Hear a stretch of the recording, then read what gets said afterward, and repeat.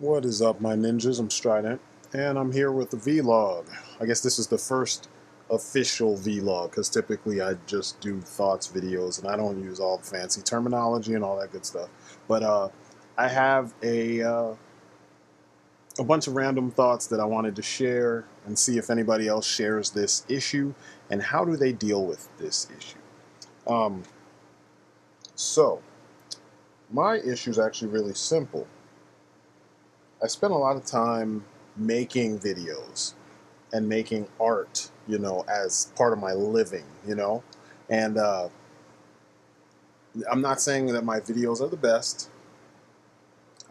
There's a lot of artists that I admire. There's a lot of people on YouTube that I admire, but I have a hard time subbing to people whose work I just don't dig. You know what I mean? Like it could be something as far as like your delivery when you read, because like I don't read what I like. I don't script my videos, so it's off the cuff. You can tell I sometimes will have to stop to think about what I'm trying to say it the right way. Articulate my thoughts properly. But I try to formulate my thoughts before I speak so that I don't have these really phony pauses, or I mean, I don't have phony delivery, I guess is what I'm trying to say. And there's a lot of YouTubers who they make good content. There's lots of cool pictures. The production value is really well done. But as soon as they speak, you're just like, dude, stop reading.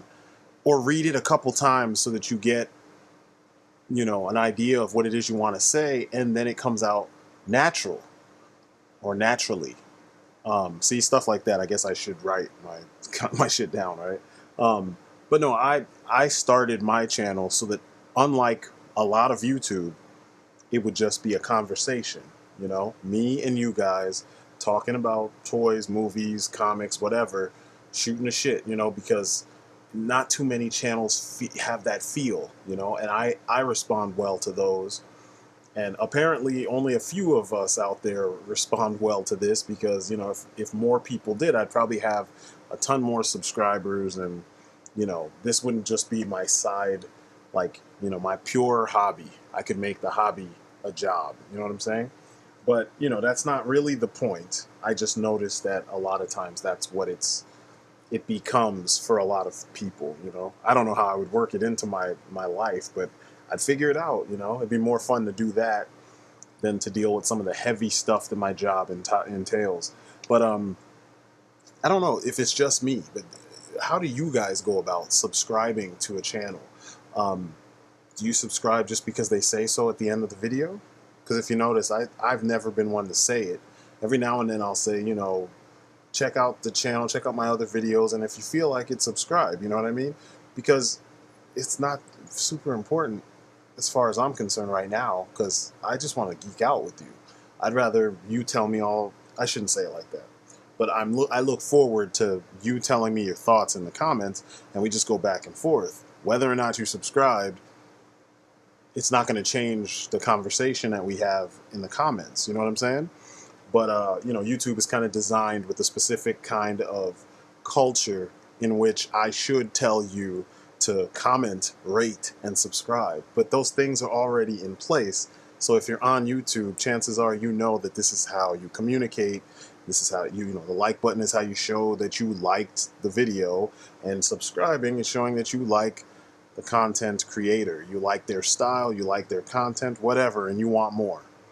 So I just feel like it's self-explanatory. That's why I don't really push that on you.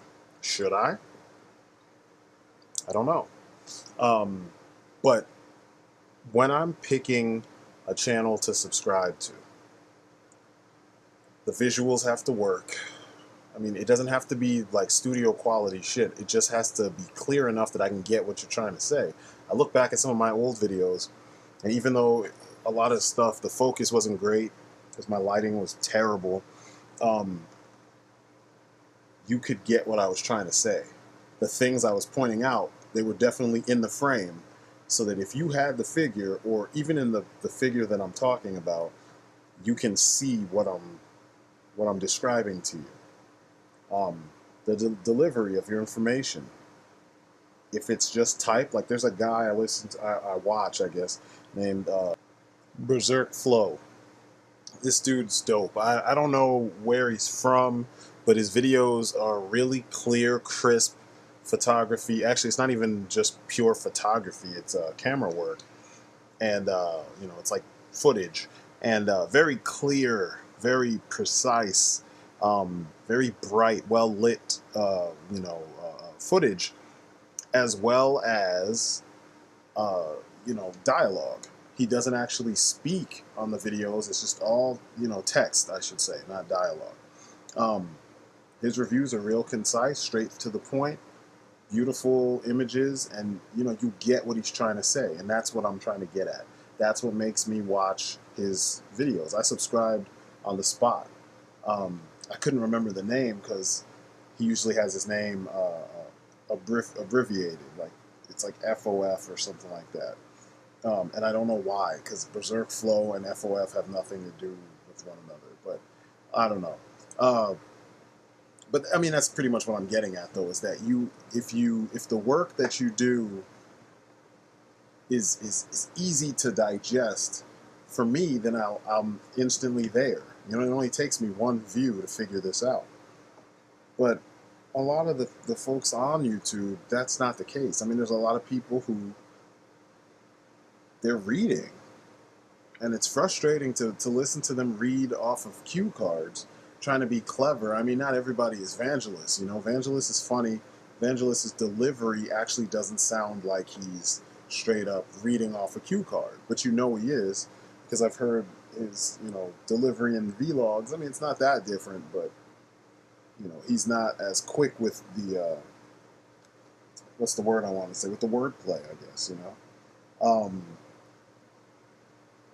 Overall, though, I'm just surprised that this is the way it is. It's frustrating, and I can't, I'm explaining it the best I can, and I wonder if this is something that more people deal with.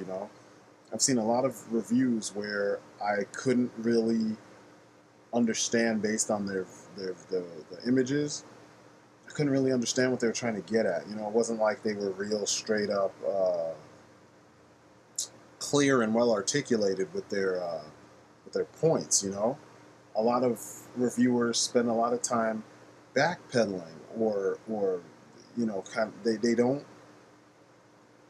they don't settle on I shouldn't say settle, but they don't stick to the perspective that they came to. And it's kind of like, what's the point? No, it's not even kinda. It's just like, for me, what's the point if you're not going to stick to your point? You're making this video, we're listening to you, stick to your point. What's the point of making reviews if you're not going to stick to the conclusion? I just don't get it. So a lot of times it frustrates me, and I don't spend a lot of time subscribing to those folks. I don't subscribe to a lot. I mean, over the time I've been on YouTube, I've amassed a lot of subscriptions, but not a lot of them are like, action figure reviewers. Most of it is movie related or sometimes video game related, but very few are reviewers, because I mean, it's difficult. This stuff is not, it's not super easy. I mean, it's fun, but it's time consuming. There's a lot of work involved. And I mean, it's one thing to just do reviews just because, or do showcases, because that's what a lot of people do. And that's the other thing I wanted to point out. A lot of people do showcases. They don't do reviews, and that's why I can't get into them. You know what I mean? I can't watch a showcase that was presented as a review, because that's not what it is. You know what I mean? It's not a review. It's a showcase. A lot of people, that's what they do on YouTube, and they get props for it, but it's like the public somehow doesn't get that there's a difference. So I rarely subscribe to any of that. Now, I don't want you guys to misunderstand where I'm coming from. I'm not trying to be elitist, and I'm not trying to be, arrogant. I'm not trying to be pompous. This is just something that bothers me with YouTube in general. It's just a lot of same-ish content, and people not actually pushing anything, people not actually giving you what they promise. And, you know, they're still getting accolades as though they actually are making good on the promises that they make, or, you know, the goals that were set. Um, Another example is, for instance, with Berserk Flow, right? I love his channel. I love his stuff. I love the look of the presentation of his videos, even down to the thumbnails. But he only has 1,200 plus, viewers or subscribers, whatever.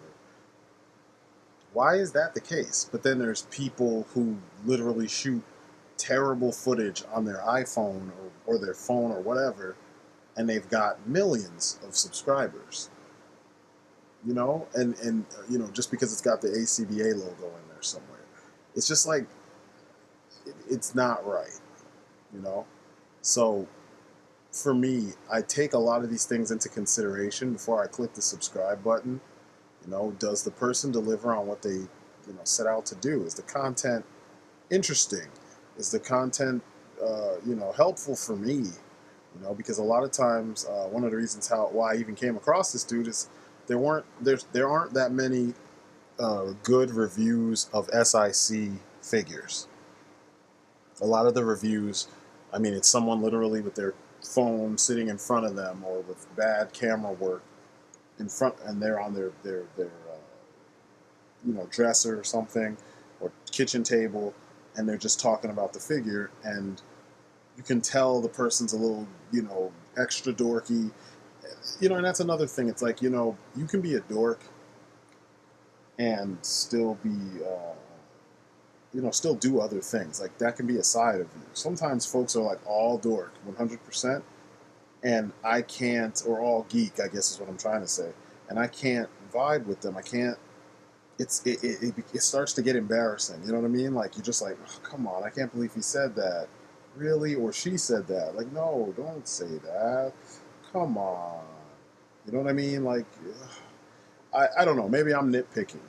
But this is one of those things that it's bothered me for a long time, because I'm like, I want to get into this, especially when they have good photography. It hurts my feelings when the photography is really nice, or their footage is shot really well, but I can't get into the video because these folks are just not, there's nothing to what they're delivering. So I don't know. Talk to me about this. Like, do you guys have the same issue when it comes to the content that you watch on YouTube, the stuff that you subscribe to? Because there's a lot of good ones. I mean, sometimes just out of necessity, because I need to see good pictures that illustrate whatever's being spoken of, I'll subscribe even though I can't stand the person's voice, or the delivery doesn't work for me or something, So, do you guys do this? You know what I mean? Is this common for you guys? How do you feel about this sort of thing? Does it bother you? Do you just subscribe because they're reviewing something that you want to see, and if the review, at least covers the stuff you wanted, then you're good? Or do you need more? Do you need a well done package in order for you to get into whatever it is you're watching? Hit me up and let me know, and we'll talk like we normally do, and we'll see what's going on. So yeah, that's it for me. You guys have been great. Peace outside.